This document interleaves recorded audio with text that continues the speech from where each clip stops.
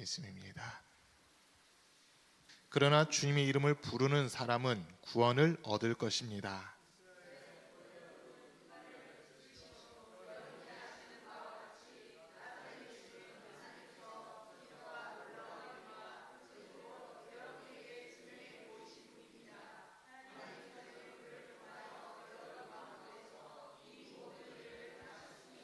이 예수께서 버림받으신 것은 하나님이 정하신 계획을 따라 미리 알고 계신 대로 된 일이지만 여러분은 그를 무법자들의 손을 빌려서 십자가에 못 박아 죽였습니다.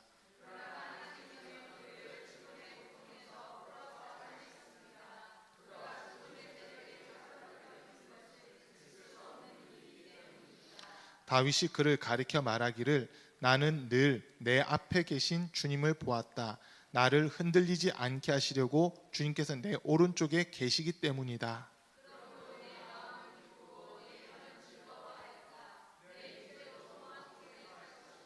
주님께서 내 영혼을 지옥에 버리지 않으시며 주님의 거룩한 분을 썩지 않게 하실 것이다. 주님께서 나에게 생명의 길을 알려주셨으니 주님의 앞에서 나에게 기쁨을 가득 채워주실 것이다 하였습니다. 아멘. 오늘 또 이 금요기도에 함께 참석하신 우리 모든 성도님들 삶 속에 우리 주님이 주시는 신령한 은혜와 은사와 복이 충만할 수 있기를 주님의 이름으로 간절히 축복합니다. 우리 주변에 계신 분들에게 주님의 사랑을 사랑합니다, 축복합니다 하고 인사하겠습니다. 주님의 사랑을 사랑합니다, 축복합니다. 주님의 사랑을 사랑합니다, 축복합니다. 오늘 또 금요 기도회에 뉴 페이스들이 상당히 많이 보입니다. 우리 서로 환영한 박수 한번 하겠습니다. 감사합니다. 시간이 지날수록 한 분 한 분 또 이렇게 오시니까 더 감사한 것 같고요. 또 주님이 뭔가 일을 하고 계시는구나 하는 그런 느낌을 제가 많이 받고 있습니다. 하나님이 우리 가온빛교회 주목하고 계시거든요. 아까 우리 그 찬양했잖아요. 하나님을 만나면 끝난 것이다. 그 찬양에서 보면 하나님이 너를 주목하고 계신다. 그 가사 나오는데 우리 가온빛교회 하나님 지금 주목하고 계십니다. 부산에서 내가 쓸 교회 어디 있나 이제 찾고 계시는데 우리 가온빛교회입니다.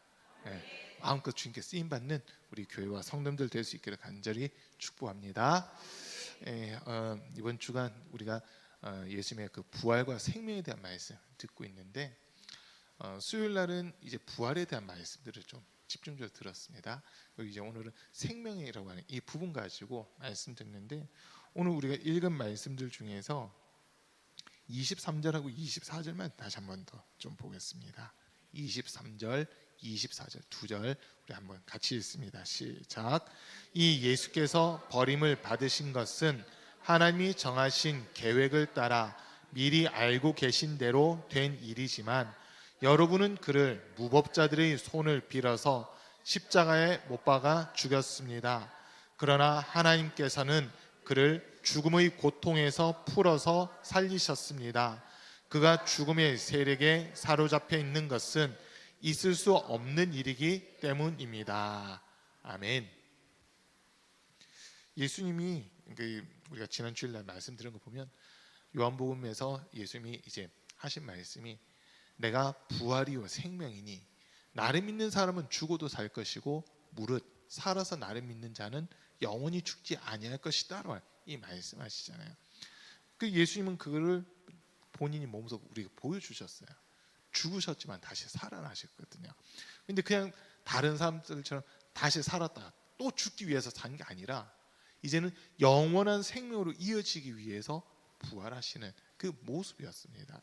그래서 그걸 우리에게 이렇게 보여주셨는데 사람들은 전부 다 두려워하는 게 사실 죽음이라는 것을 제일 두려워하거든요. 어떤 분들은 그런 얘기 하시대요. 죽을 용기 있으면 그 용기로 살아가라고 하는 그 이야기를 해요. 죽을 용기가 있으면 사람들이 이제 서울에 가면 사람들이 제일 많이 떨어져 죽는 그 다리 하나 있잖아요. 한강철교인가요? 한강다리인가 어디 거기가 마포대교인가 한강대교 마포대교죠. 마포대교가 자살률이 제일 높은 그 다리예요. 한강에 다리가 마포대교만 있는 게 아니거든요. 지금 다리가 30개인가 몇 개 있어요. 30개인가 있는데 거기서 유독 마포대교 하면 사람들이 죽으러 간다는 거예요. 그 왜 그런가 보니까 마포에 버스 종점이 있대요. 옛날부터 버스 종점이 있어서 거기서 사람들이 술 먹다가 버스 종점까지 와가지고 집에 못 가니까 그때는 다리가 몇 개 없을 때 몇 개 없을 때 그 마포대교에 왔다가 사람들이 술에 취한 상태에서 마포대교에 올라와가지고는 한강 보다가는 에휴 하고 한숨 쉬다 떨어지는 경우가 많았다는 거예요. 그러면서 그 이후로 마포대교가 유독 그렇게 사람 죽는 경우가 많이 있었다고 해요. 그 이야기들이 있었거든요. 그 요즘 막 마포대교에서 사람들이 몇 년 전까지도 계속 죽으니까 죽지 말라고 막 거기에 오히려 그 보초들 더 많이 세우고 하는 이런 일들도 있었거든요. 근데 그 사람들이 죽을 때 제정신이 죽는 게 아니라는 거예요. 제정신이 죽는 사람이 한 명도 없대요. 그러니까 전부 다 뭔가 홀렸든지 술에 취했든지 이래서 죽음을 선택한다는 거예요. 제정신, 맨정신으로 그 마포대교 올라가가지고 죽으려고 하는 사람들이 올라갔다가 있잖아요. 겁나서 다시 내려온대요. 제정신인 사람들은, 맨정신인 사람들은 올라갔다가 그 높이 때문에 겁나가지고 떨어지면 진짜 죽을 것 같다 이래가지고 다시 내려온대요. 그러니까 사람들이 그 부분을 저 이야기를 들으면서 진짜 죽을 용기 있으면 그 용기로 살아가는 게 훨씬 이득이 된다는 거거든요. 우리가 예수님의 지금 말씀을 쭉 보면은 예수님은 하나님의 뜻 안에서 버림받았다라고 되어 있어요. 하나님 뜻 안에서 버림받으시고 죽기 위해서 내주심을 당하게 되는 지금 그런 모습이었지만 24절 말씀에서 보니까 하나님께서는 그를 죽음의 고통에서 풀어서 살리셨습니다. 그가 죽음의 세력에 사로잡혀 있는 것은 있을 수 없는 일이기 때문입니다. 자, 지금 여기 말이 뭐냐면요. 예수님은 생명 그 자체시기 때문에 죽음이 어떻게 할 수 없다라고 하는 그런 말입니다. 육체를 죽였지만 예수님의 영은 죽이지 못하다 보니까 다시 살아나실 수밖에 없는 이런 모습이거든요. 저와 여러분들도 마찬가지예요. 우리가 예수님이 제자들을 각 마을과 고을로 보내실 때 이런 말씀하세요. 내가 너희를 보내는 것이 양을 이리떼 가운데로 보내는 것과 같다라고 하는 그 말씀하시잖아요. 그러면서 예수님은 한 가지 방법 알려주신 게 뱀같이 지혜롭고 또 비둘기같이 순결하라고 그 말씀을 주셨는데, 그때 또 같이 하신 말씀이 한 가지 뭐냐면 너희의 육신을 죽인 자들을 두려워하지 말고 너희 영혼까지 죽일 수 있는 하나님을 두려워해라는 그 말씀을 주시거든요. 하나님이 우리에게 주고자 하시는 것은 사실 죽음이 아니에요. 하나님 우리에게 주고자 하시는 것은 생명입니다. 하나님은 우리에게 영생을 주고 싶어 하시고 생명을 주고 싶어 하시고 생명력을 주고 싶어 하시거든요. 그러면 누가 우리를 죽이려 하고 누가 우리를 사망으로 끌고 가느냐라고 했을 때는 분명 영적 존재가 있습니다. 요한복음 10장 10절에서 보면요. 도둑이 오는 것은 죽이고 빼앗고 멸망시키려는 것뿐이다라고 그렇게 이야기하죠. 도둑의 목적은 죽이는 것, 빼앗는 것, 멸망시키는 거라는 거예요. 그럼 우리 영혼에 도둑이 있다는 거거든요. 우리 각 사람에게 하나님의 영을 불어넣어 주셨고 하나님의 형상대로 우리를 창조하셨고 우리를 통해서 하나님의 거룩한 뜻을 이루어 가길 원하시는데 영적인 존재들, 특별히 영적인 존재는 딱 두 종류밖에 없어요. 어떻게 두 종류냐면 하나님께 속한 영적인 존재가 있고 하나님의 반대편에 있는 영적인 존재, 딱 이렇게 나눠져요. 하나님의 반대편에 있는 걸 다시 좀 세분화한다면 사탄, 마귀, 귀신 이렇게 우리가 나누는 거거든요. 그리고 하나님께 속해 있는 영적인 존재, 최고 영적인 존재는 성령님이시고 그다음에 천사들이고. 근데 히브리서 1장 14절인가 보면 이 천사들이 이 사람들에게 하나님께서 천사들을 사람에게 보내신 것은 성도들, 예수님을 믿는 성도들을 돕기 위해서 천사들을 보내셨다라고 그렇게 되어 있습니다. 그럼 저와 여러분들은 귀신이 우리를 어떻게 지배하려고 해도 사실 아무것도 할 수 없어요. 성령께서 우리 가운데 함께 하시죠. 하나님의 천군과 천사들이 우리를 지키고 계시죠. 이러니까 죽이고 싶어도 못 죽이게 돼요. 그리고 죽이고 싶어도 진짜 죽일 수 없는 것은 죄 없는 예수님을 죽였잖아요. 마귀가 가지고 있었던 권세가 두 가지가 있어요. 하나는 공중권세거든요. 근데 요한계시록 12장, 7장, 12장 이런 데서 쭉 보면 12장에서 보면 하늘에서 공중에서 큰 전쟁이 나요. 용과 그의 사자들이 미가엘과 그의 사자들과 더불어 큰 전쟁을 하는데 용과 그의 사자들이 미갈과 그의 사자들을 이기지 못하고 하늘에서 있을 곳을 얻지 못하여 땅으로 내어 쫓겼다라고 그렇게 돼 있어요. 그때 공중권세 이미 빼앗겼습니다. 공중권세는 빼앗겼는데 빼앗긴 게 억울하니까 안 빼앗긴 것처럼 지금도 이야기를 하는 거예요. 예수님 앞에 나타나서 내가 한 번만 엎드려 절해. 그러면 천하 영광, 네 눈에 보는 이 모든 거 내가 다 너에게 줄게라고 그렇게 이야기하잖아요. 자기가 아닌데 자기 것처럼 속여가지고 하는 이런 일들이 일어나고 있어요. 자, 또 두 번째로 가지고 있었던 권세가 뭐냐면 사망 권세입니다. 우리가 성경 말씀을 쭉 읽어보면 로마서 6장 23절에서는 죄의 값은 사망이요 하나님의 은사는 그리스도 예수 안에 있는 생명이다라고 이렇게 말씀하시는데, 죄의 값은 사망. 그러니까 우리로 하여금 죄 짓게끔 만들고요. 또 요한일서 3장에 있는 표현대로 하면 죄 짓는 자는 불법을 행하는 자, 죄 짓는 자는 마귀에게 속하는 자라고 되어 있잖아요. 우리로 하여금 마귀는 죄 짓게끔 해서 불법을 행하게끔 하고 또 마귀에게 속한 자가 되게끔 해서 자기 종으로 삼는다는 거예요. 그러면 마귀가 하는 일이 뭐냐? 마귀는요, 우리를 직접 죽이는 일을 하는 게 아니에요. 우리를 죄 짓게끔 만들고 하나님에게서부터 멀어지게끔 만드는 이 일을 마귀가 한다는 거거든요. 우리가 생명이다라고 할 때는 두 가지 개념에서 보셔야 돼요. 하나는 우리 육체에 호흡이 있다는 거 하는 거, 이게 생명이고요. 또 다른 하나는 하나님과 내가 연결되어 있다라고 하는 게 생명이거든요. 하나님과 함께하고 있다, 하나님 은혜 가운데 거한다, 하나님 사랑 안에 거하고 있다, 이거 자체가 생명인 겁니다. 그런데 마귀가 하고자 하는 것은 이 생명을 끊고자 하는 거거든요. 생명을 끊고자 해요. 그래서 우리로 하여금 죄 짓게끔 만든다라고 하는 겁니다. 이사야 59장 1절 2절에 있는 말씀을 보면 여호와의 손이 짧아 구원치 못하심이 아니요 여호와의 귀가 둔하여 듣지 못하심이 아니라 다만 너희의 죄악이 너희와 너희 하나님 사이를 내었고라고 이렇게 표현하고 있잖아요. 그러니까 마귀는 지금 이걸 노리고 있는 거예요. 우리가 죄를 지으면, 죄를 범하면 하나님과 우리 사이는 멀어질 수밖에 없고 또 하나님과 우리 사이는 보이지 않는 담이 생길 수밖에 없다라는 것을 마귀가 알고 있기 때문에 계속 그 길로 우리를 이끌려고 한다는 거거든요. 그러다 보니까 우리를 어떻게 속이느냐, 속이는 방법은요 아주 간단합니다. 이거 조금만 알면요 우리 다 이길 수 있어요. 마귀가 처음에는 무섭게 했어요.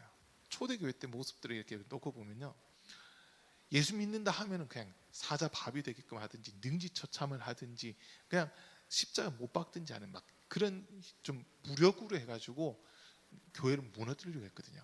근데 순교자가 생기면 생길수록 믿는 사람들이 늘어나기 시작하는 거예요. 죽인다고 하는데 믿는 사람이 더 막 불같이 일어나는 막 그런 일들이 일어납니다. 그러니까 마귀가 전략을 바꿔요. 어떻게 하냐면 예수를 믿어라. 그런데 천천히 믿어라. 천천히 이렇게 이야기를 합니다. 초대교회 313년에 AD 313년에 기독교가 이제 로마에서 국교로 공인이 되잖아요. 국교로 공인되기 전까지 예수 믿는다는 이유 때문에 엄청나게 많은 사람들이 희생당했거든요. 순교를 당했어요. 근데 국교가 된 이후로는 순교당한 사람이 한 명도 없거든요. 근데 그때부터 신기해요. 교회 다니고 교회 다닌다는 사람, 세례 받는 사람의 숫자는 엄청나게 늘어나는데 교회서를 이렇게 놓고 보면 313년 기독교가 국교로 공인된 그때부터 마틴 루터가 종교개혁을 일으키는 1518년 10월 30일까지 영적 암흑기입니다. 1200년에 걸친 이 시간 동안은 영적인 암흑기예요. 왜냐하면 교회는 많아졌어요. 교인 수는 많아졌어요. 그런데 힘이 없어요. 마귀와 싸울 힘도 없고 대적할 힘도 없어요. 교회들이 두 종류의 교회가 있다는 거예요. 귀신들이 되게 바쁘게 움직이는 교회가 있고요. 귀신들이 느긋하게 그냥 늦잠 자고 잠자고 쉬는 그런 교회가 있다는 거예요. 처음에 그런 얘기 듣고 깜짝 놀랐거든요. 아니 교회면 귀신들이 다 싫어할 텐데 어떻게 한쪽 교회는 귀신들이 더 바쁘게 움직이고 한쪽 교회는 귀신들이 느슨하게 움직이고 어떻게 그런 일이 있어요? 라고 제가 물어봤어요. 그 얘기하신 분에게 물어봤거든요. 그랬더니 귀신들이 바쁘게 움직이는 교회는 성도들이 기도하고 하나님 뜻 이루려 하고 매일 회개하고 예수의 복음이 전파되고 전도하고 예배가 살아있는 이런 교회다 보니까 귀신들이 자기들 엄청 못하니까 자기들 어떻게 할 수 없으니까 더 큰 귀신들 막 불러와서 이걸 막 방해를 하려고 더 바쁘다는 거예요. 그런데 기도가 없고 찬송도 없고 예배 시간도 그냥 지루하고 막 이런 교회들, 특별히 기도하지 않는 교회, 회개하지 않는 교회, 이런 교회는요 마귀가 할 게 없대요. 다들 이미 영적으로 다 잠들어 있기 때문에 마귀가 할 게 없다라고 막 그 이야기를 하더라고요. 그 이야기를 듣는데 와, 그렇다면 그때 제가 평택에 있었을 때거든요. 목회 초기에 그런 얘기를 듣고 혼자 막 속으로 다짐했어요. 우리 교회는 귀신들이 정신없이 깨끔 만들어야 되겠다. 귀신들이 정신없게끔 만들어야 되겠다. 혼자 그 생각을 한 거예요. 그러면서 그때부터 평택에서부터 1년이면 한 최소한 서너 차례씩은 네 번 이상 해왔던 것 같아요. 4번 이상은 집중 기도를 막 시켰어요. 그리고 거의 2달에 한 번꼴로 자체 부흥을 했어요. 저녁에만 3일 4일씩 해가지고 자체 부흥을 해가지고 어쨌든 성도들 같이 찬송하고 기도하기가 몇 명 안 모이더라도 평택에서 목회할 때는 지금 이 숫자가 보다 적게 모였어요. 자체 부흥이 한다 하는데도 이 숫자 안 됐어요. 이만큼 숫자 안 되는데 그냥 하는 거예요. 막 하니까 어쨌든 교회가 막 들썩들썩 이러더라고요. 그런 모습을 보면서 근데 그때부터 주님이 일을 하신다는 게 많이 느껴졌었거든요. 지금 우리 교회도 이번 주간 어쨌든 집중기도 이렇게 하는데 지금 제가 성도들 얼굴 보니까요, 제가 조금 과하게 표현할게요. 여러분 너무 아름다우세요. 너무 아름다우세요. 왜냐면 은혜 받고 있으니까 아름다움이 그냥 표출이 되는 것 같거든요. 그 모습을 보고 있는 거예요.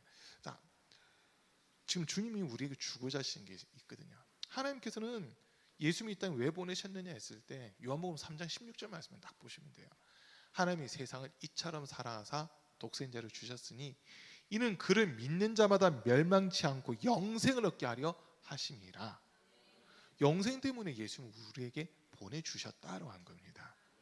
단순히 그 파도 무리를 걸어가라, 오병이어로 5,000명 먹여라, 안진병이 일으켜라, 눈먼 사람 보게 해라, 간질병자 고쳐라, 죽은 자 살리라, 이것 때문에 보내신 게 아니라 영생을 주려고 예수님이 이 땅에 보내주셨다고 한 겁니다. 그거는 지금 저와 여러분에게도 동일한 게 적용되는 거예요. 저와 여러분에게 앞에 우리 주님이 4가지를 내놓으셨거든요. 신명기 20장 19절 20절 한번 말씀 띄워주세요.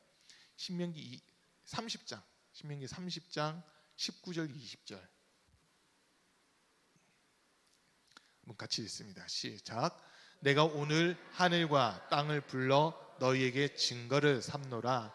내가 생명과 사망과 복과 저주를 내 앞에 두었은즉 너와 내 자손이 살기 위하여 생명을 택하고 내 하나님 여호와를 사랑하고 그의 말씀을 청종하며 또 그를 의지하라. 그는 내 생명이시요 내 장수이시니 여호와께서 내 조상 아브라함과 이삭과 야곱에게 주리라고 맹세하신 땅에 내가 거주하리라. 아멘. 19절 다시 보여주세요. 자, 지금 하나님이 모세를 통해서 하신 말씀이 이스라엘 백성들 앞에 생명과 사망, 복과 저주 이 4가지를 놔뒀다는 거예요. 근데 여기서 무엇을 선택하냐면 생명과 복을 선택하라라고 하는 이 말씀을 하고 있잖아요. 우리한테 사실 선택권을 준 거예요. 생명을 선택할래, 사망을 선택할래, 복을 선택할래, 저주를 선택할래라고 하나님이 지금 우리에게 선택의 카드를 내놓으셨어요. 그리고 이제 우리에게 선택할 수 있도록 이미 자유의지를 주셨거든요. 여러분, 자유의지는요, 나쁜 거 선택하러 주신 게 아니라 하나님이 주고자 하신 그 좋은 거, 선한 거, 아름다운 거 선택하라고 주신 그 의지가 자유의지입니다. 죄지으라고 주신 의지가 아니에요. 하나님 뜻을 온전히 이루어 가라고, 스스로가 하나님 뜻을 인정하고 그 뜻 가운데 들어오라고 주신 게 자유의지라고 하는 거거든요. 그래서 지금 우리 앞에 생명과 사망, 복과 저주를 놔둔 거예요. 그러면서 이제 하나님의 기대는 내가 주고 싶은 거는 생명이야, 내가 주고 싶은 거는 복이야, 요거를 선택하면 돼라고 하면서 지금 답까지 다 알려주신 거예요. 답까지 다 알려주신 거예요. 그러면서 이제 이스라엘 백성들에게도 지금 하나님이 계속해서 나는 너에게 복을 주는 여호와다, 나는 너희를 구원하고 너에게 생명 주는 여호와다라고 하는 이 말씀을 계속 하시는 거였거든요. 오늘 말씀에서도 마찬가지예요. 지금 우리에게도 영생을 선택하라, 생명을 선택하라라고 하는 이 말씀을 주시는데 우리가 예수님을 제대로 알지 못했을 때, 예수님을 믿지 못했을 때는 우리는요 사망 가운데 매여 있던 자들입니다. 사망에 거하던 자들이에요. 이 땅에 사는 모든 사람이 죄를 범하여 하나님의 영광에 이를 수 없었고, 또 죄로 말미암아 사망이 사람 속에서 시작이 됐잖아요. 아담과 하와 하나님이 처음 창조하셨을 때는 죽지 않는 존재로 창조하셨거든요. 죽지 않는 존재로 창조하셨어요. 에덴 동산에서는 법이 딱 한 개밖에 없어요. 선과 악을 알게 하는 나무 열매만큼은 따먹지 마라. 이거 따먹으면 정령 죽는다. 반드시 죽는다로 이 법 한 개밖에 없었어요. 자, 선악과가 어떤 나무 열매인지는 우리는 모르겠어요. 뭐 밝혀진 건 없으니까요. 근데 뭐 어떤 분은 사과다라고 얘기해요. 그러다 보니까 남자 목에 걸려 있는 거 요거 애플 아담스 애플인가 뭐라고 그러잖아요. 아담스 애플 그죠? 아담이 사과 먹다가 걸렸다고 막 그런 얘기를 하는데, 그러다 보니까 어떤 사람은 사과다라고 얘기해요. 그리고 어떤 사람들은 무화과를 판매하는 사람들이 이렇게 보니까 아담과 하와가 에덴 동산에서 먹었던 전설의 과일 무화과 이러면서 팔더라고요. 그래서 그러다 보니까 그 말대로 하면 무화과가 선악과인 것 같아요. 어떤 과일인지 모르겠지만 열매 하나 따먹었다고 하나님이 죽이느냐가 아니라, 하나님이 보시는 건요 말씀, 하나님이 주신 말씀 있잖아요. 그 말씀을 아담과 하와가 인정하느냐 그렇지 않느냐, 그걸 보고 계셨던 거거든요. 단순히 열매 먹었다고 하나님 죽여 안 죽여 이게 아니에요.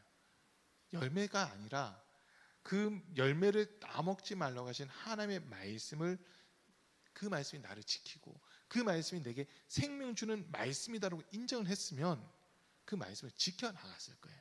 근데 아담과 하와는 뭐 표면적으로는 본즉 먹음직하고 보암직하고 지혜롭게 할 만큼 탐스럽기까지 해서 그 열매를 먹었다고 돼 있지만, 사실은 지금 하와가 하나님 말씀을 들은 게 아니라 뱀의 말을 들은 거잖아요. 뱀의 말을 들었어요. 그리고 또 이게 아담과 하와의 차이가 있다면, 아담은 하나님의 말씀을 직접 들었거든요. 이거 따먹지 마 직접 들었어요. 근데 하와는 아담을 통해서 그 말씀을 들었거든요. 지난주 토요일 날 여러분 그 우리 야유회 가가지고 우리 김영주 원사님이 앞에서 게임 재밌게 막 진행하셨잖아요. 그 게임들 중에 이제 그 몸으로 말해요 기억나세요? 몸으로 말해요 그 게임을 보니까 너무 재밌더라고요. 처음 본 사람들, 우리 이성훈 원사님하고 학준이가 그 문구들을 딱 보고는 설명을 하는데 너무 정확하게 설명하더라고요. 보신 분들 그죠? 너무 정확하게 설명해요. 그런데 참 신기하대요. 제일 재밌었던 건 삼손이죠.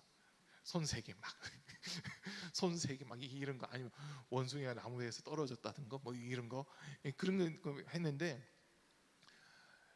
그 제일 황당했던 거는 답이 박은혜 사모인데 그 우리 동준이한테 틀렸어요. 동준이가 완전 다른 사람을 이해를 해가지고 답이 박은혜 사모인데 다른 사람을 설명하는 막 그런 모습들이 있었거든요. 근데 그때 보세요. 답을 직접 본 사람은요 뭔지 자기 정확하게 아니까 정확하게 동작을 했어요. 근데 답을 안 본 사람은 그 동작만 보고 이해를 해야 되다 보니까 여기서 오해가 생기는 거예요. 이게 뭘 설명하는 것이? 뭘 설명하는 거지? 한참 고민을 해야 되고 생각해야 되는 그런 부분들이 있었거든요. 내가 그걸 이해했을 때는 설명이 되는데 내가 이해를 못했을 때는 완전 다른 걸 설명하고 있는 이런 모습들이 있었잖아요. 비슷해요. 아담은 하나님으로부터 직접 말씀을 들었다 보니까 아 이거는 하나님 말씀이야, 이 말씀이 생명이야 라고 인정을 하고 있었거든요. 그런데 하와는 아담을 통해서 말씀을 듣다 보니까 그 강도가, 아담은 100을 들었다면 하와는 한 많이 이렇게 깎여가지고 한 70 정도만 듣고 있는 거예요. 그러다 보니까 그 틈을 타고 마귀가, 이 뱀이 이야기를 하잖아요. 이거 먹어도 안 죽어. 이 소리는요 뱀이 먹어봤다는 소리예요. 뱀이 그 선과 악을 알게 하는 나무 열매를 먹어봤다는 거거든요. 그런데 뱀이 먹어보니까 안 죽은 거예요. 자기가 안 죽은 거예요. 그래서 사람들한테 먹어도 안 죽는다고 얘기를 한 거겠죠. 뱀이 왜 안 죽었는지 아세요? 하나님이 그거는 사람에게만 말씀하셨거든요. 뱀에게 말씀하신 게 아니라 사람에게 말씀하셨기 때문에 뱀은 먹든 말든 상관없어요. 아담과 하와만 그 열매를 안 먹으면 되는 거였거든요. 그런데 속는 거예요. 하나님의 말씀을 들어야 되는데 뱀의 소리를 듣고 흔들려 버리다 보니까 결국 그 열매를 따먹게 되잖아요. 하나님 말씀에서 벗어난 이 모습이 된 거거든요. 그러니까 이들에게 이제 사망이 찾아오는데 지금 당장 죽는 건 아니에요.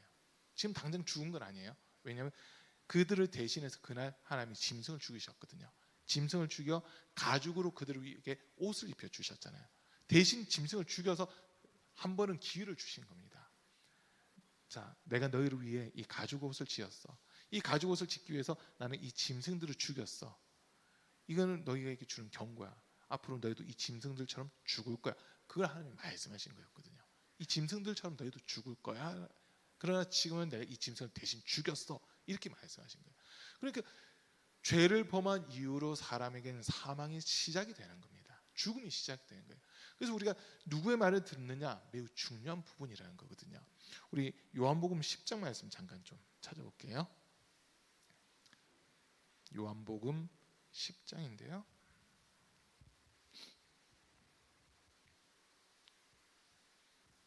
요한복음 10장에서요. 27절과 28절 말씀 한번 보겠습니다. 요한복음 10장 27절 28절 말씀입니다. 같이 읽습니다. 시작. 내 양들은 내 목소리를 알아듣는다. 나는 내 양들을 알고 내 양들은 나를 따른다. 나는 그들에게 영생을 준다. 그들은 영원토록 멸망하지 아니할 것이요 또 아무도 그들을 내 손에서 빼앗아가지 못할 것이다. 자, 양은 목자의 음성을 들으면 살아요. 근데 목자의 음성을 놓치면 우리가 이때 말씀드렸잖아요. 길 잃어버리는 거예요. 그게 양이거든요.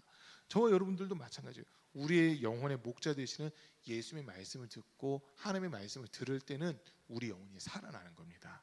근데 말씀이 안 들려지고 말씀을 듣지 못하게 되면 우리 영혼이 점점 피폐해져 가고 점점 사망으로 가게 되는 이런 모습이라는 거거든요.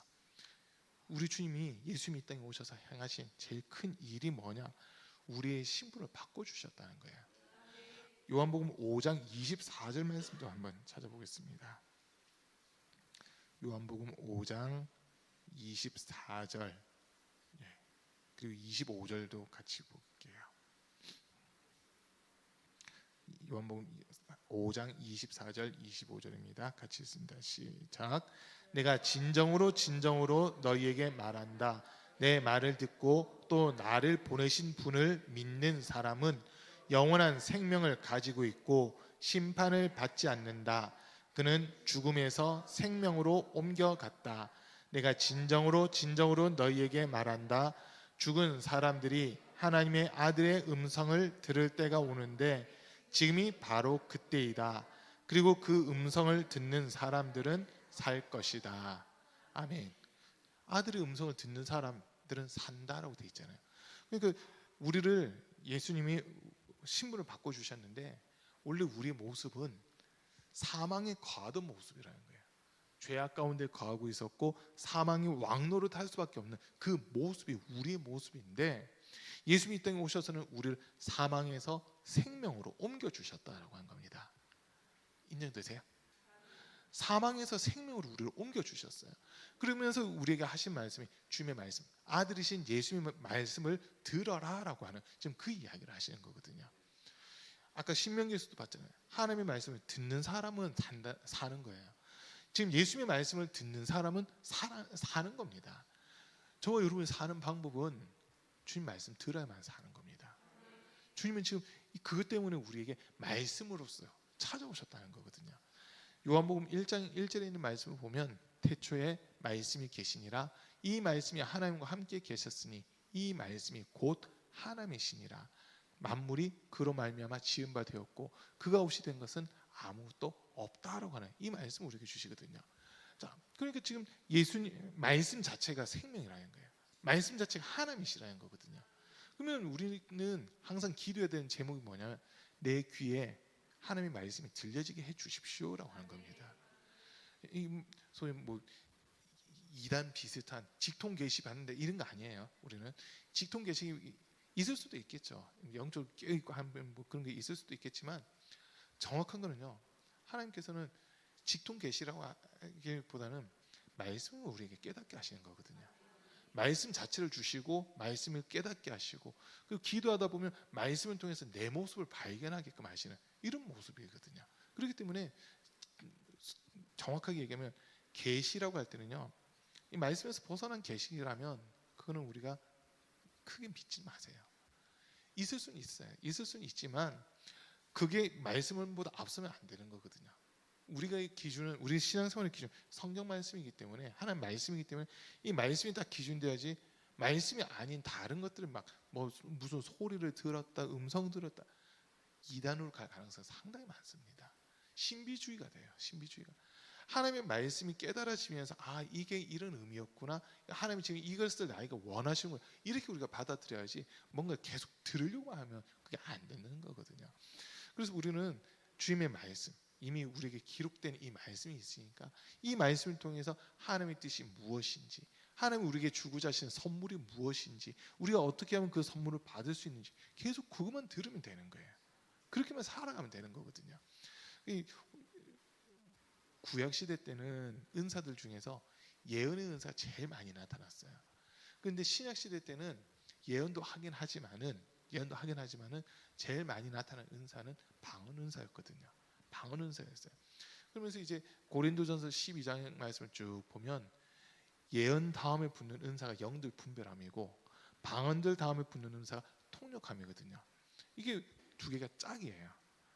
예언과 영들 분별함이 짝이고 방언과 통역함이 짝이 되거든요. 왜 이렇게 짝이 되냐면 예언이라고 하는 것은 사실 하나님이 주신 말씀을 그대로 전해야 되는 거잖아요. 구약 시대 때는 아직 하나님의 약속이 완성된 게 아닌 시기이다 보니까 이렇게 될 거다, 이렇게 될 거다라고 하는 것들을 계속 이야기를 해요. 근데 예언의 모든 초점은 누구를 향해 있냐면 예수 그리스도를 향해 있었거든요. 그리고 예수님이 이 땅에 오셔서 모든 예언들을 완성하셨기 때문에 예수님의 죽음과 부활 이후에는 예언도 있긴 있지만 예언보다는 이제 이미 이루어졌으니까 그것을 우리는 이루어진 걸 가지고 세상으로 나가야 되니까 능력을 주시고 믿음을 주시고 담대함을 주신다는 거거든요. 그리고 근데 이 은사들을 사용하기 위해서는 기도가 뒷받침돼야 되는데 우리 기도를 확 일으켜 세우는 게 사실 방언 기도입니다. 고린도전서 14장을 보면 예언을 많이 하라고 돼 있어요.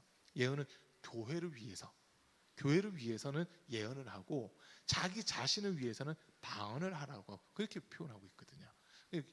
예언은 교회의 덕을 세우는 거고 방언은 자기에게 덕을 세우는 거다라고 그렇게 바울이 좀 정의를 내리고 있는데 어쨌든 지금 이 시대는요 우리에게 하나님이 요구하시는 거는 말씀이 계속 들려져야 된다는 거거든요. 말씀이 들려져야 된다는 거예요. 저도 뭐 목회를 하고 있고 앞에서 설교를 하고 있는데 제가 제일 답답할 때가 언제냐면요. 딱 두 경우더라고요. 말씀을 읽어도 이해가 안 되고 막 먹먹해질 때가 종종 있어요. 그럴 땐 너무 답답해요.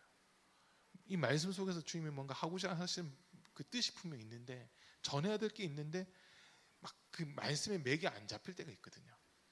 그땐 진짜 너무 답답하더라고요. 말씀이 전하기 전에 제가 좀이라도 더 기도하려고 하는 이유가 내 생각으로 하면 내가 책임져야 되잖아요. 근데 말씀 주신 분이 주님이신데 주님의 주신 감동대로 쫓아가야 주님이 책임을 지시는 거거든요. 그러니까 주님의 뜻을 이루기 위해서는 주님 내 생각대로 하는 게 아니라 성령께서 이끄신 대로 따라가야 되기 때문에 그렇기 때문에 사실 기도를 하는 거예요. 그런데 종종 한 번씩 막 그런 때가 있어요. 아무리 기도해도 뭐 어떤 말씀에 대한 감동을 안 주실 때가 있거든요. 그럴 때는 혼자 진땀 빼고 있는 거야. 큰일 났다. 오늘 설교 어떻게 하지? 오늘 말씀 전해야 되는데 이 말씀 어떻게 전하지? 근데 그럴 때 제가 제 자신을 돌아보는 거예요. 제 속에 그 말씀이 경험된 게 없다 보니까 어떤 감동을 받을 수가 없더라고요. 말씀이 경험되고 체험됐을 때는 그걸 더 담대하게 전할 수 있는데 체험되지도 않고 경험되지도 않은 말씀을 전하려고 하다 보니까 백지 상태가 돼버리는 거예요. 멍해지더라고요. 근데 종종 그 말씀을 전해야 될 때가 또 있거든요.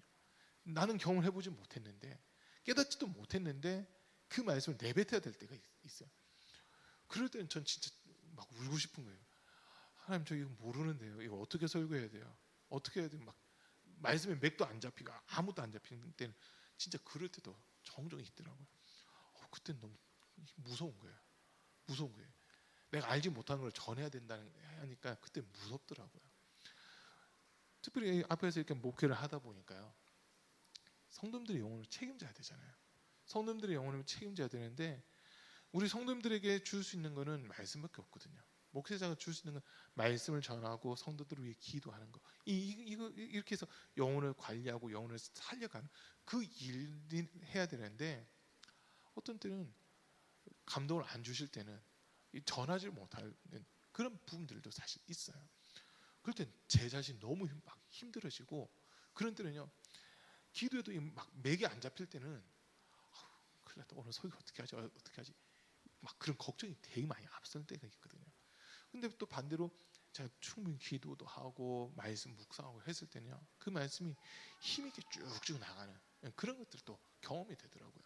그걸 보면서 우리가 매일매일 주님의 음성을 듣는 것, 주님의 말씀을 듣고 말씀에 귀를 기울이는 게 너무나도 중요하구나라고 하는 것을 다시 한번 깨닫게 되는 그런 부분이기도 합니다.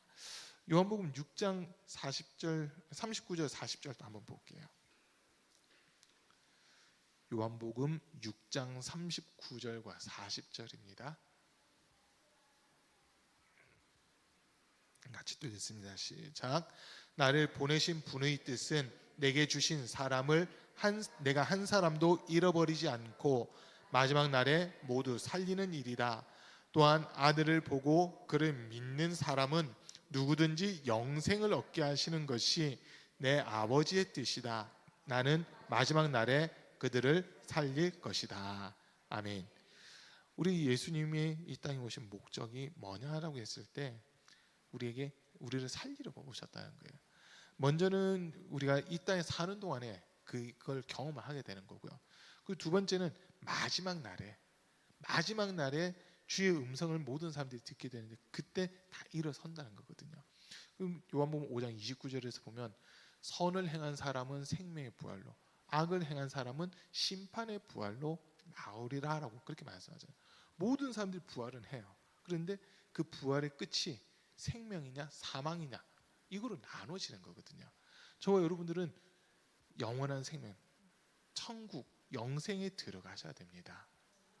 들어가면 좋겠습니다. 아니에요. 들어가셔야 되는 거예요.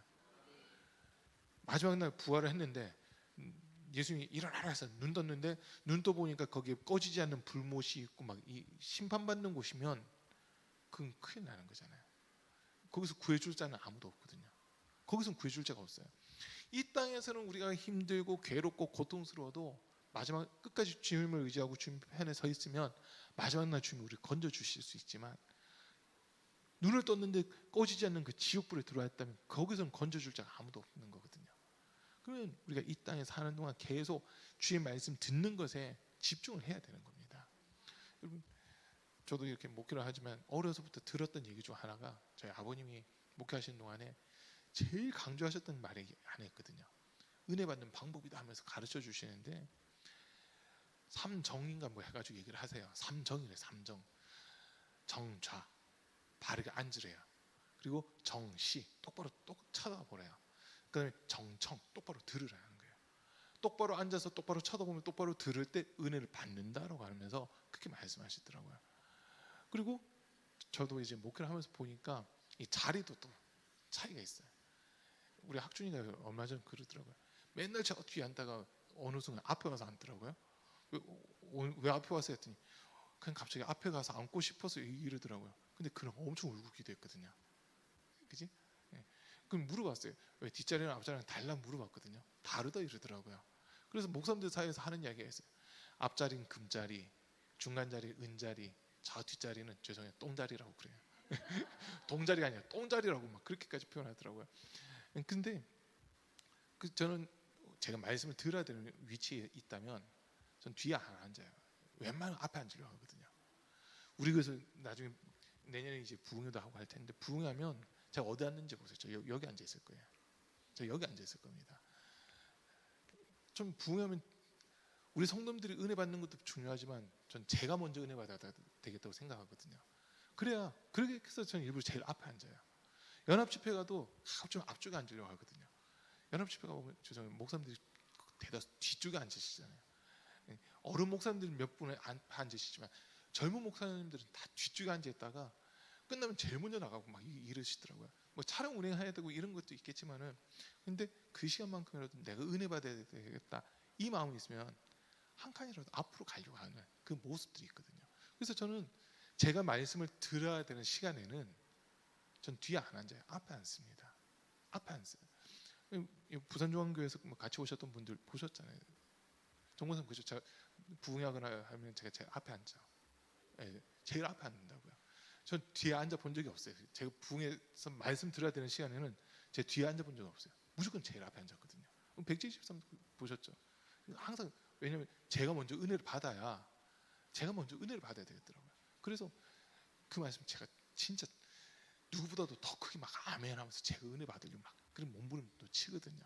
근데 그래 하니까 제가 은혜를 받고 나니까 그 집회에서 그 부흥에서 제가 은혜를 받고 나니까 그리고 성도님들 보니까 성도님들이 들은 말씀을 이제 제가 다시 전해도 부흥회 때 들었던 말씀 가지고 몇 주간 또 이렇게 전하게 되는데 그때 해보면 내가 은혜를 받았기 때문에 성도들을 같이 이렇게 쭉 따라오는 그 모습들이 있더라고요.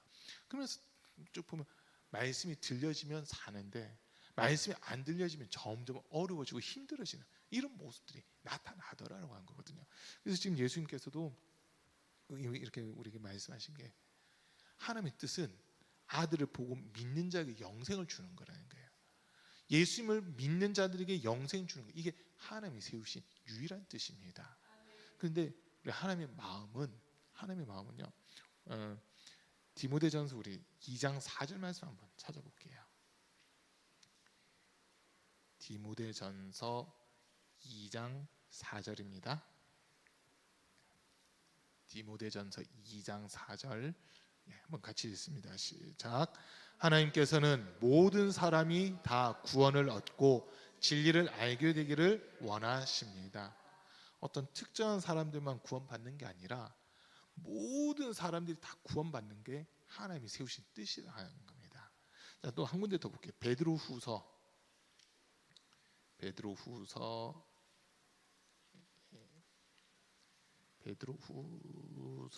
2장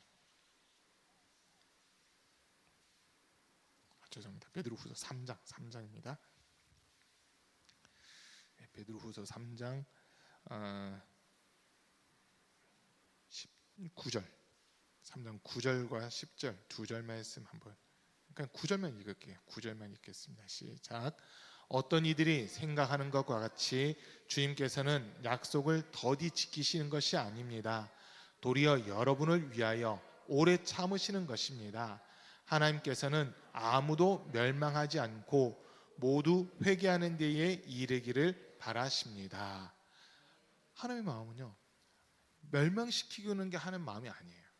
모든 사람을 구원해 주는 게 하나님의 마음이다라는 거거든요. 그래서 지금 기다리고 계신 거예요. 구원받아야 될 사람들이 있는데 이 사람들이 복음을 듣지 못해서 구원받지 못하면 안 되니까 그래서 기다리고 계신다는 거예요. 모든 사람들이 회개하기에 이르기를 원하신다는 이 말씀은 말씀이 들려지면 제일 먼저 느껴지는 게 뭐냐면 내가 죄인이라는 게 깨달아지는 거거든요. 그러면 그 죄를 가지고 회개하잖아요. 그러면 죄에 매여 있던 자들이 죄에서 놓여서 자유케 되니까 살아날 수밖에 없는 그 부분이 되는 겁니다.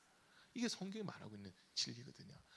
예수님은 이제 오늘 말씀 보면 예수님은 사망의 세력에 매여 있을 수 없었다. 사망의 세력에 붙잡힌 바 될 수 없다라고 그 이야기가 나오는데 그거는 예수님은 생명 자체라는 거예요.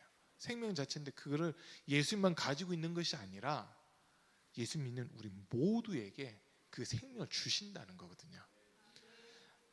예수님이 자기 자신을 선한 목자로 하면서 나는 양을 위해 내 목숨을 준다라고 하는 그 말씀하시잖아요. 양들에게 영생을 주겠다라고 하는 그 말씀하시는데 우리는 그 말씀 듣고 주님 앞에 나오면 되는 거예요. 말씀 듣고 주님 앞에 나오면 되는 거예요. 많은 분들이 난 교회 다니고 있으니까 교회 몇 년 다녔으니까 교회에서 어떤 직분 받았으니까 나는 천국 가겠지라고 막연하게 생각하는 경우들이 너무 많아요. 그러면 지금 이 자리에 계신 분들한테 한번 세게 질문해 볼게요. 오늘 밤 예수님 공중재림하시면 진짜 들림 받을 수 있으십니까? 무섭죠. 오늘 밤 근육기도 마치고 나가는데 천사가 나팔 팡 불고 막 구원받은 성도들 모여라 하고 막 하시는 그 재림 사건이 만약 오늘 밤 일어난다면 막 축도 끝나고 딱 나가는데 나팔소리 울려 퍼지고 막 천둥번개 벙벙 치고 하면서 하늘로부터 사람들이 슝슝 올라가는 그 모습들 보일 때 여러분 어떻게 공중에서 주님 맞이할 수 있으세요? 지금 내 영적 상태가 우리 그거 계속 보셔야 돼요. 예수님 언제 오실지 모르니까 오늘 예수님 오신다 하더라도 내가 예수님 맞을 준비를 해야 되는 거거든요. 교회 다니고 있으니까가 아니더라고요. 주님 앞에서 내가 죄인임을 회개하고 정말 예수님만이 내 죄를 담당하셨다는 것이 매 순간순간 인정될 때 주님 그걸 보고 계시는 거거든요. 너가 예수 피를 인정하고 있구나. 예수 피를 너가 인정하고 있구나. 내가 너 구원해 줄게. 이렇게 하시는 거거든요. 우리가 뭘 했기 때문에 구원해 주시는 게 아니고요. 예수 피가 우리에게 있느냐 없느냐, 주님이 주신 말씀이 내 속에서 생명으로 작용하느냐 안 하느냐, 지금 그걸 보고 계시는 거거든요. 그걸 보고 계시는 거예요. 지금 제가 이제 가온비교 온 지 3개월 정도 이래 됐잖아요. 3개월 됐는데 아마 여러분들이 설교 들으면서 어떻게 보면 제가 설교하는 주제를 파악하신 분들도 계실 것 같아요. 핵심 주제가 뭔지 파악하신 분들도 아마 계실 거예요. 뭐냐면요, 예수 피거든요. 예수 피밖에 없어요, 사실은. 찬준이가 어제 밤에 늦게 내려왔는데 그런 얘기 하더라고요. 신학교 다니다 보니까 일주일에 한 번씩 체프를 하는데, 예배를 드리는데 외부 목사님들이 이렇게 오신대요. 외부 목사님들이 오시는데, 창준이 표현대로 그냥 그대로 할게요. 제가 들은 설교는, 지금까지 들은 설교, 아빠 설교, 그리고 대전 세운중앙교회 이유봉 목사님 설교, 연세중앙교회 윤석전 목사님 설교, 이렇게 많이 듣다 보니까 맨날 피해 복음, 뭐 성령 이런 것만, 천국 영생 이런 말씀만 들었는데, 신학교 와서 보니까 그렇게 설교하신 분들은 한 학기 동안 와서 설교하신 목사님들 이렇게 보니까 한 3분의 1 정도는 그래도 피를 전하고 성령으로 해야 된다, 영생 얻어야 된다, 구원 얻어야 된다, 이런 말씀들을 하시는데 3분의 2 정도 되는 목사님들은 자기 자랑하다 끝나요 이러더라고요. 자기 소개하고 자기 자랑하다 끝난다고 그런 얘기를 하는 거예요. 그러다 보니까 창준이 그 다음 얘기가 다 압권이었어요. 그러다 보니까 채플 시간에 웬만하면 자기가 앞자리에 앉아서 말씀 들으려고 하는데, 복음이 아닌 비본질적인 것들을 전하는 목사님들이 너무 많다 보니까, 숫자가 많다 보니까 자기도 모르게 자연스럽게 점점 뒷자리에 앉게 되더라라고 하는 그 얘기를 하더라고요. 점점 뒷자리에 앉게 되고, 지난주간은 2층에 올라가서 앉았대요. 지난주간에 2층에 올라가서 앉았다고 그 얘기까지 하더라고요. 그 얘기를 들어보니까 이게 지금 진짜 복음을 듣는 게 중요하구나라는 것을 다시 한번 깨닫게 됐거든요. 신학교 와서 설교하는 목사님들은 소위 우리나라에서 그래도 설교 잘한다는 목사님들 오실 거잖아요. 아니면 그 교단, 각 교단에 있으니까 그 교단에서 설교 잘한다고 소문난 목사님들 와서 설교를 하실 텐데도 어떻게 보면 복음이 아닌 다른 것들을 이렇게 이야기하는 그런 경우가 많이 있다는 거예요. 근데 우리 영혼 사는 데 있어서는 진짜 딴 거 없어요. 예수 피밖에 없습니다. 우리 신명기 12장 말씀 잠깐 찾아볼게요. 신명기 12장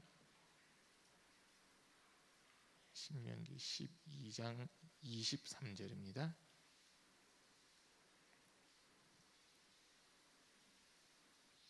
신명기 12장 23절, 우리 한번 이 말씀 같이 좀 읽어보겠습니다. 시작.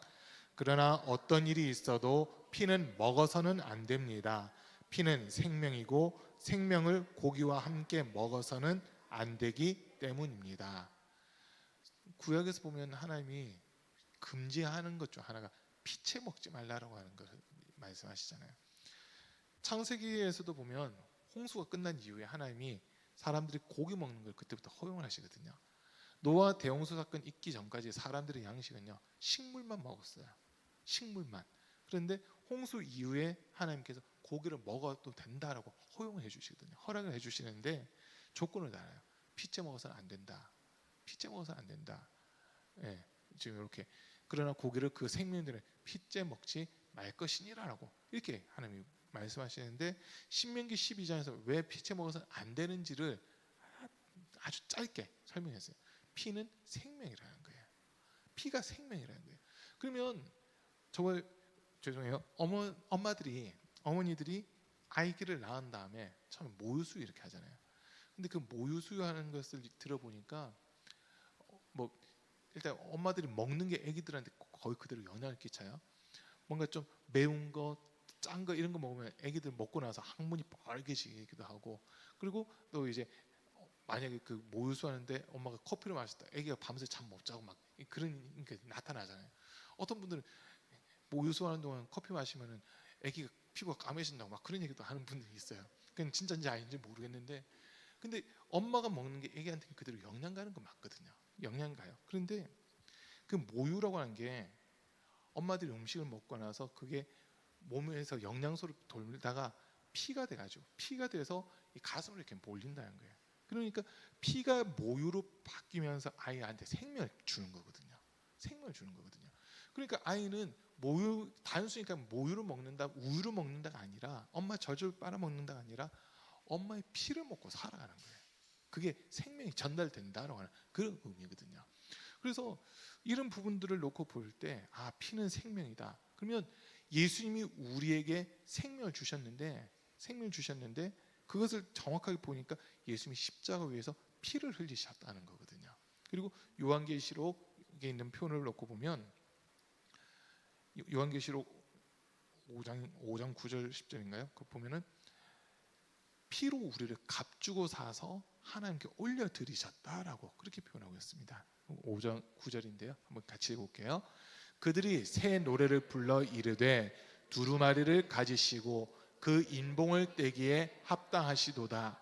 일찍이 죽임을 당하사 각 족속과 방언과 백성과 나라 가운데에서 사람들을 피로 사서 하나님께 드리시고 그들로 우리 하나님 앞에서 나라와 제사장들을 삼으셨으니 그들이 땅에서 왕노릇 하리로다 하더라. 아멘. 각 나라, 민족, 족속, 언어들에 속해 있는 사람들 중에서 어린 양이신 예수님의 피로 그들을 사서 하나님께 드리신 거예요.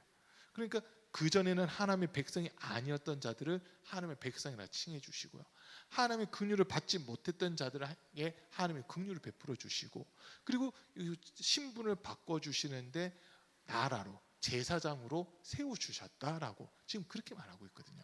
베드로전서 2장 9절에서 보면, 9절 10절에서 보면 더 명확해요. 너희는 왕같은 제사장이요 택하신 족속이요 하나님의 나라요 그의 소유된 백성이니, 이렇게 지금 이야기하고 있잖아요. 그의 귀한 빛에 들어가게 하신 이의 아름다운 덕을 선포하게 하려 하심이다. 우리 신분을 이렇게 바꿔주시는데 우리를 사망에서 생명으로 옮기고 우리를 생명에 이르게끔 하시는 데 있어서 뭐가 필요했냐면 예수님의 피가 필요했다는 겁니다. 예수 피 외에는 딴 게 없어요. 우리가 뭘 했기 때문에 하나님 자녀가 되는 게 아니고요, 우리가 뭘 열심히 했기 때문에, 뭔가 최선을 다했기 때문에, 누구보다 더 많이 했기 때문에 하나님 자녀가 된 게 아니고 예수님의 피로 우리를 그냥 값주고 사신 거예요.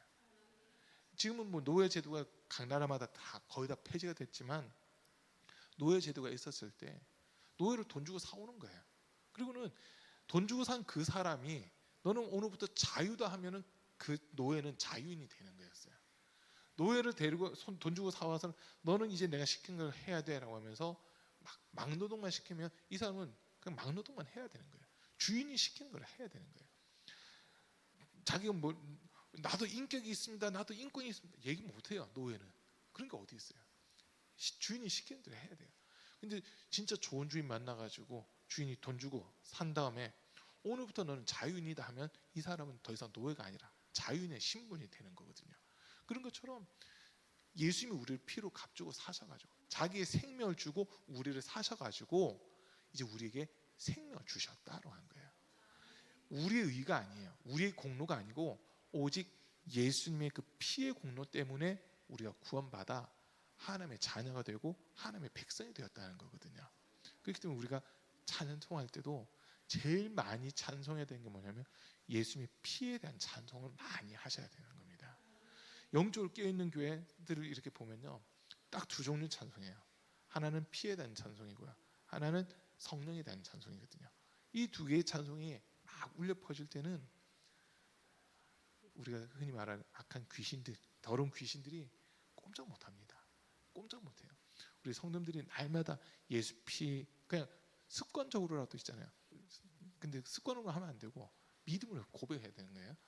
예수 피를 덮어달라고, 예수 피로 나를 덮어달라고. 이 피로서 나를 덮어서 죄가 틈타지 못하게 해주시고 음부의 권세가 틈타지 못하게 하시고 내가 생명의 길을 걸어갈 수 있게 해달라고 그 기도를 끊임없이 하셔야 되는 겁니다. 제가 새벽 기도가 됐든 밤 기도가 됐든 혼자 이렇게 기도할 때 제일 먼저 하는 기도가 뭐냐면 주님의 보혈로 날 덮어달라고 하는 기도를 하거든요.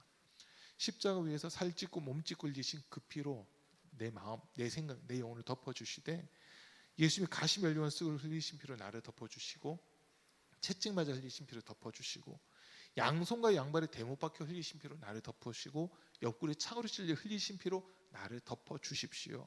그리고 그 피 속에 있는 생명의 역사들, 생명의 능력들이 나타나게 해주십시오. 이게 제가 처음 기도하는 말이에요. 기도 시작하면서 제일 처음 하나님 감사합니다 하고는 바로 피에 대한 것을 먼저 고백을 하고 기도가 시작이 되거든요. 그게 필요하더라고요. 매 순간마다 주님의 보혈을 공급받기 위해서라도 제가 그걸로 덮어달라고, 그 피로 덮어달라고 그 기도를 의도적으로 1번을 하는 거예요. 제일 먼저 그걸 해야. 근데 그게 이제 습관이 딱 되더라고요. 계속 하다 보니까 습관은 되는데 기도를 습관처럼 해서는 안 되겠지만 예수님은 습관을 쫓아 기도를 하셨잖아요. 기도하는 자료를 안 하는 그 습관이라는 거예요. 저도 의도적으로 첫 번째 기도는 예수님의 보혈로 나를 덮어 주십시오. 내가 그 예수님의 피값을 인정하는 믿음 갖게 해 주십시오. 이거를 의도적으로 먼저 기도를 하는 거예요. 그러다 보니까 맞아, 난 예수님의 피로 값주고 산 사람이야. 지금도 예수님의 피가 나를 덮고 있어.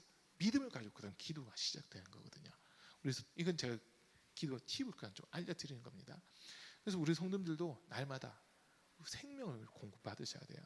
사망 권세가 틈타지 못하게 할 수 있는 유일한 방법, 내 속에 생명이 있으면 되는 거거든요.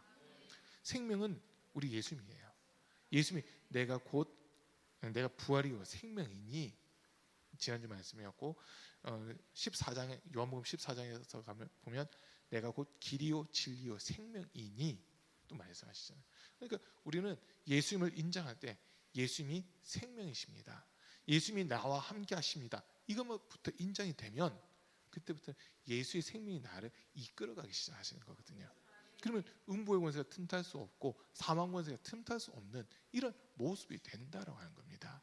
이렇게 우리 사랑하는 성도님들의 삶은 예수 그리스도로 말미암아 생명력 있고 생명이 풍성한 그러한 복된 삶이 되시기를 간절히 축원합니다. 특별히 우리가 영생에 들어가야 되니까 이 땅에서만 건강하게 사는 이게 아니라 우리의 최종 목표는 영생이거든요. 영원한 생명에 들어가는 거, 그걸 기대하면서 주님께 더 가까이 나가는 우리 성도들 될 수 있기를 간절히 축복합니다. 우리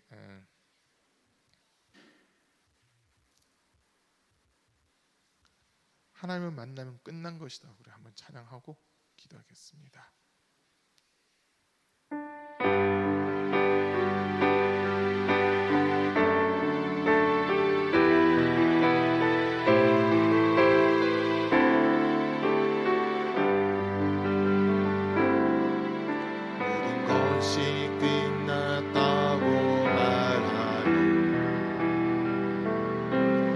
사람들의 말을 듣지 말아라.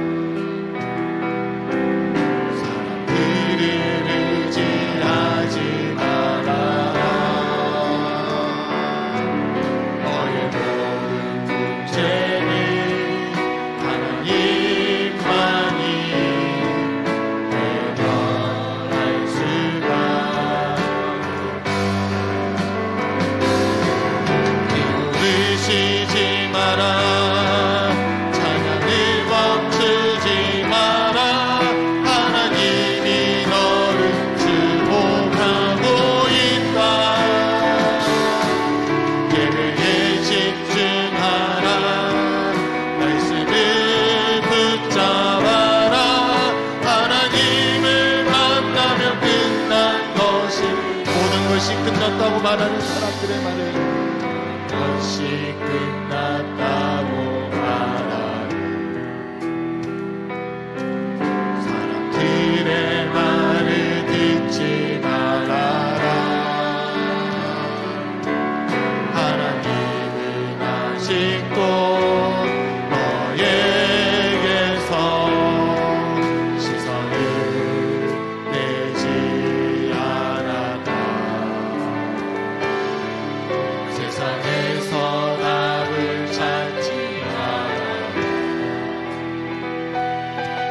사람들을 의지하지 말아라. 너의 모든 문제는 하나님만이 해결할 수만. 가는 길 멈추지 마라. 가는 길 멈추지 마라. 뒤를 돌아보지 마라. 하나님이 너를 주목하고 있다. 의심을 하지 마라. 절대 포기하지 마라. 하나님을 믿으면 끝난 것. 기도를 멈추지 마라. 멈추라. 찬양을 멈추지 마라. 하나님이 너를 주목하고 있다. 예배에 집중하라. 말씀을 붙잡아라. 하나님을 만나면 끝난 것. 가는 길 멈추지 마라. 길 멈추지 마라. 뒤를 돌아보지 마라. 하나님이 너를 주목하고 있다. 의심을 하지 마라. 절대 포기하지 마라. 하나님을 믿으면 끝나. 기도를 쉬지 마라. 기도를 쉬지 마라. 찬양을 멈추지 마라. 하나님이 너를 주목하고 있다. 예배에 집중하라. 말씀을 붙잡아라. 하나님을 만나면 끝난 것이. 가는 길 멈추지 마라. 가는 길 멈추지 마라. 뒤를 돌아보지 마라. 하나님이 너를 주목하고 있다. 의심을 하지 마라. 절대 포기하지 마라. 하나님을 믿으면 끝난 것. 하나님을 믿으면 끝난 것이다. 하나님을 믿으면 끝난 것. 하나님을 믿으면 끝난 것이다. 하나님을 믿으면 끝난 것이다.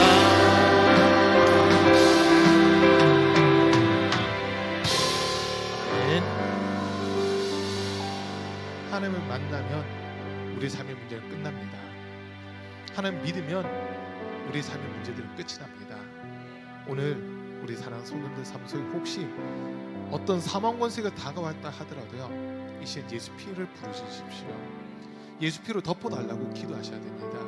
그럴 때 우리를 묶고 있었던 흉악의 결박은 끊어질 것이고, 또 묶이고 꼬였던 삶의 문제들은 하나하나 풀어질 겁니다. 오늘 기도할 때 막혔던 것들이 뚫어지고 닫혔던 문들이 열려지는 은혜가 있을 줄 믿습니다.